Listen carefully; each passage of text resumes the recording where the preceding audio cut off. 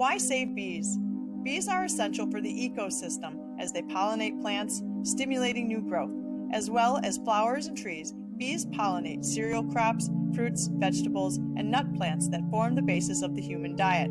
However, bee populations are in decline due to climate change, urbanization, and the use of poisonous pesticides. The problem is vast and global, which can lead people to feeling hopelessness or disempowered to make a change. However, saving the bees is something everyone can help with.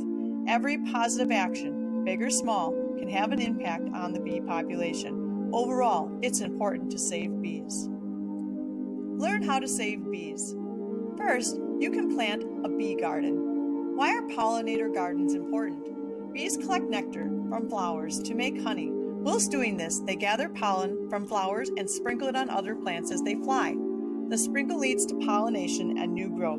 Providing a garden full of bee-friendly flowers such as lavender, sunflowers, marigolds, peonies, and snowdrops will attract bees and provide them with much-needed nectar. Bees are also attracted to certain herbs such as mint, chives, thyme, sage, and rosemary, so you can plant a herb garden to both help these bees and provide your own kitchen with fresh, tasty ingredients. If possible, plant your bee garden in a warm, shady spot and plant the flowers and herbs close together. Be sure to water them regularly to help aid in the production of nectar. Things to know before beekeeping. Beekeeping is a fun hobby and a great way to help protect the local bee population. However, in some urban areas, too many people are keeping bees. This causes a negative impact on the local bee ecosystem. Urban areas lack the plants and flowers bees need to survive, so the bees have to compete for resources. In addition, beekeepers typically keep just one species of bee, the domesticated honeybee. An insurgence of a single bee species in an area where there is limited nectar can drastically affect biodiversity. Some smaller wild bee species may fail to thrive.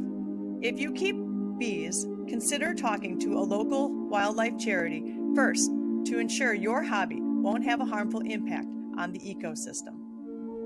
Be careful disposing of imported honey. Bees are attracted to honey, but imported honey can make a local bee sick. So when disposing of an empty honey jar, make sure to wash it thoroughly. If placing the jar in an open recycle box, try to cover the neck of the jar to prevent bees from flying in. The best way to support the local bee population is to buy local honey from farmers markets or beekeepers. However, locally sourced honey tends to be more expensive than store-bought varieties, so many people choose to buy imported honey from the supermarket. You can revive exhausted bees with sugar and water. When you see a bee lying on the pavement, it's likely exhausted and in need of energy. How to save bees from dying in this situation is simple. Make a sugar water solution using 2 parts granulated white sugar and 1 part water. Make sure you do not use any more water than this to avoid the risk of drowning. Place the solution on a dish or a spoon beside the bee and watch it take a drink.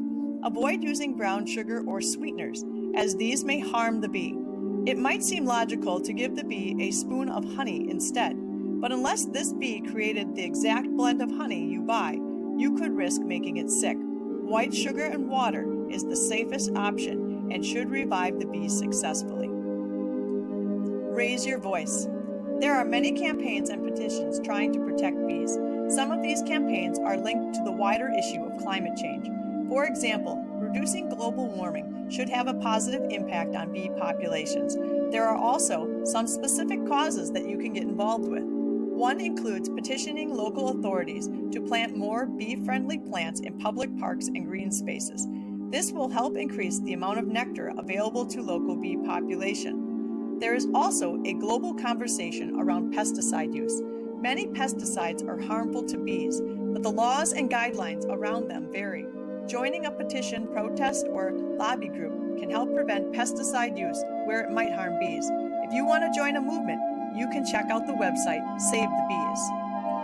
The decline in the bee population is closely related to climate change.